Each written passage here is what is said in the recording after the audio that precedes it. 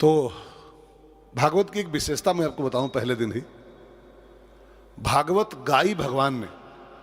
जो सबसे पहली भागवत दुनिया में हुई थी त्रिभुवन में, उस कथा के गायक थे स्वयं नारायण। ब्रह्मा उसके यजमान थे, भगवान ने कही थी, इसीलिए इसका नाम भागवत भी है। भागवत का एक अर्थ होता है भगवता प्रोक्तम, जिसको भगवान ही केवल कहते हैं बस। ये कथा गाई भगवान ने, और ये कथा लिखी भगवान ने। जिसने लिखी है वो भी भगवान ही है। व्यास भगवान जो है ना, ये वो नारायण के अवतार हैं 17 नंबर के, तो भगवान लिखे इसको। अच्छा, जो लिखवाया है वो भी भगवान है। नारद जी क्या है? भगवान के दूसरे अवतार है। लिखाए भी भगवान इसको बोल बोल करके, ठीक है ना। तो भगवान ही गाए, भगवान ही लिखाए, भगवान ही लिखे, और इसके एक एक अक्षर में भगवान ही समाये हुए हैं। ये पोथी में जो अक्षर है ना काले काले, वो अक्षर नहीं है, वो शब्द नहीं केवल है। प्रत्यक्षा वर्तते हरि, भागवत में लिखा है ये प्रत्यक्ष भगवान नारायण का स्वरूप है ये अक्षर। वो भागवत के लास्ट अध्याय में एक कथा आती है, आखिरी अध्याय में, कि जब ठाकुर जी संसार से रवाना होने को तैयार थे, लीला पूरी कर रहे थे, तो उनके पास उस समय केवल उद्धव जी थे, बस केवल उद्धव जी, दो लोग, कृष्ण और उद्धव। भगवान अपना लीला समेट रहे थे। तो उद्धव ने कहा कि ठाकुर जी आपके जाने के बाद ये भक्त लोग किसकी शरण में जाएंगे? आप तो जा रहे हो, संसार को रास्ता कौन दिखाएगा? धर्मम कम शरणम गता, धर्म किसकी शरण में जाएगा? आप तो प्रस्थान कर रहे हो। तो भगवान ने उद्धव जी से कहा था द्वापर के अंत में जाने के पहले कि उद्धव जी जल्दी से भागवत की पोथी खोलो। भागवत उसमें रेडी हो गई थी, बन चुकी थी।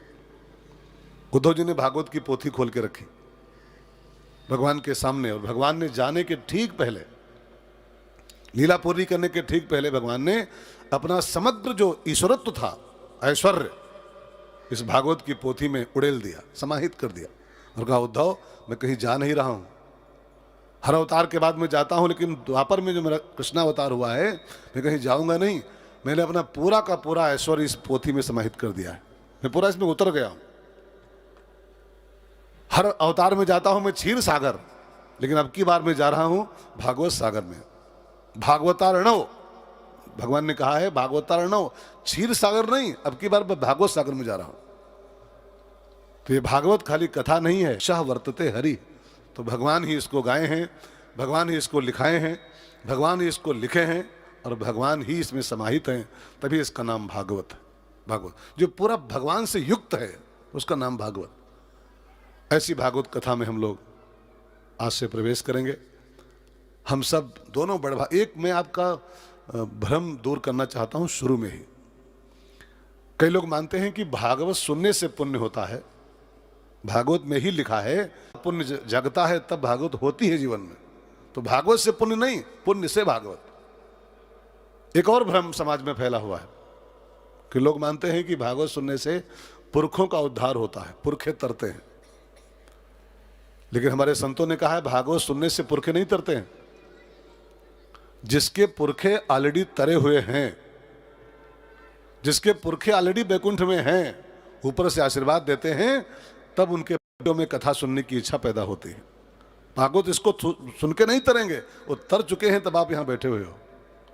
जिनके पुरखे बैकुंठ में हैं वो यहां बैठे हुए हैं। तो ऐसी भागवत कथा में हम लोग आज से प्रवेश करेंगे। पहला दिन है, थोड़ा विलंब से पहला दिन जाता है, इसमें कोई आश्चर्य और उसकी बात नहीं है। पहला दिन हर जगह होता ही है, 1-1.5 घंटा विलंब तो पहले सभा में होता ही। इधर का कोटा उधर पूरा करेंगे, तब मत चिल्लाना। जिसको सुनेंगे आप 9 दिन 8 दिन तक, इसकी वास्तविक व्याख्या क्या है, भागवत का मतलब क्या होता है, तो आप जरा ध्यान दे के सुनेंगे। पहला अक्षर है भागवत का भा, और इस भा का अर्थ होता है भागीरथी। भा माने, भा से भागीरथी, भागीरथ माने गंगा। जैसे उस गंगा को लाने के लिए कोई एक भगीरथ चाहिए होता है। वो जो भागीरथी आई है ना धरती पर, तो आप वैसे नहीं उतर पड़ी आकर के, उसके लिए कोई भगीरथ था तब उसको उतार पाया। ऐसे ही इस भागीरथी को लाने के लिए भी कुछ भगीरथ लगे हैं, तब जाके उसको उतार पाए। कितनी मीटिंग, कितना विरोध, कितना सहयोग, कितनी बातें, कितना मुंडे मुंडे मतिर भिन्ना, और सबका सामना करते हुए, सारे पत्थर हटाते हुए रास्ते के, और कोई न कोई भगीरथ तो जुड़ता है, तभी तो हो पाता। तो भागीरथी है, भा माने भागीरथी। लेकिन एक अंतर भी है भाई बहनों, उस भागीरथी में और इसमें एक फर्क है। उस भागीरथी में नहाने जाओ और पांव रपट जाए बाई चांस, हर की पेड़ी पर जंजीर छूट जाए हाथ से, पांव रपट जाए, तो उसमें अगर डूबे, उस भागीरथी में अगर डूबे तो खत्म हो जाओगे, मर जाओगे। लेकिन इसमें जो डूब जाता है वो मरता नहीं है, उतर जाता है। वो मार देती है, ये तार देती है। वो भागीरथी हर जगह नहीं है। जैसे गोरखपुर में राप्ती है, भागीरथी नहीं। राप्ती भले यहाँ है लेकिन गंगा यहाँ नहीं है। गंगा नहाना है तो आपको कानपुर जाना पड़ेगा, प्रयागराज जाना पड़ेगा, हर की पैड़ी जाना पड़ेगा, हरिद्वार, तब नहा पाओगे।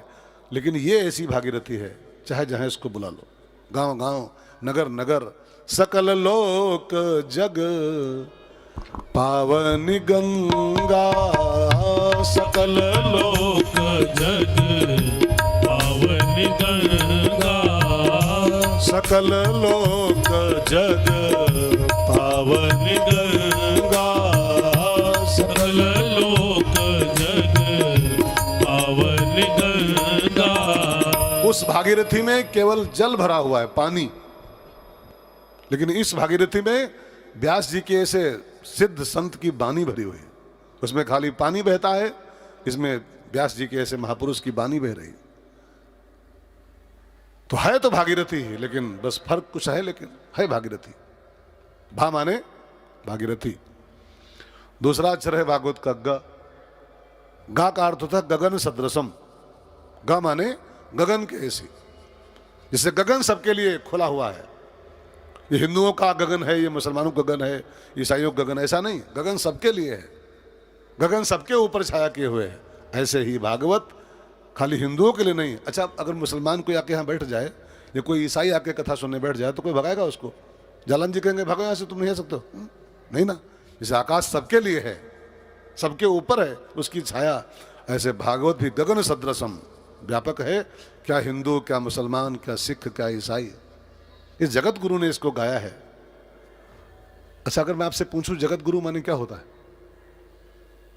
जगत गुरु कृष्ण ने इसको गाया है, कृष्णम वंदे जगत गुरुम।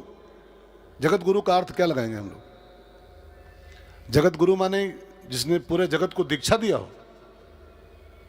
जगत गुरु शंकराचार्य भगवान को हम जगत गुरु कहते हैं। क्या सबको मंत्र दिए हैं क्या? हो सब उनसे दीक्षा लिए हैं क्या?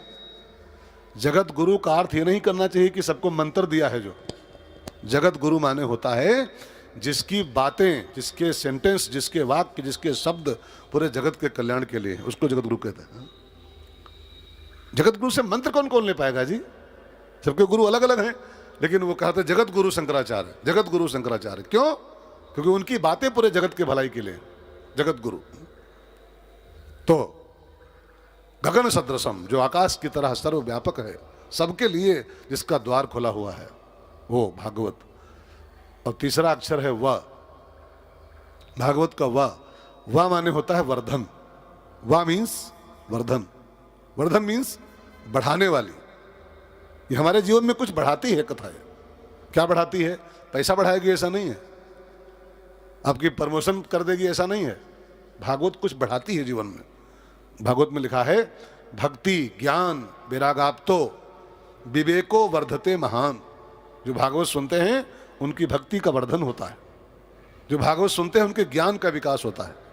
जो भागवत सुनते हैं उनके वैराग्य को बढ़ाती है कथा। तो जो हमारे जीवन में ज्ञान भक्ति वैराग्य को बढ़ाए, वर्धन करे, उसका नाम भागव। और तीसरा चौथा अक्षर है त। भागवत का ता माने होता है तर्पण। तर्पण, तर्पण मीन्स जो हम पुरखों के लिए करते हैं ना, वो श्राद्ध तर्पण वगैरह, तर्पण भी एक कथा है। अभी आप सुनेंगे, आज ही सुनेंगे, धुंधकारी का उद्धार गया करके भी नहीं हुआ था।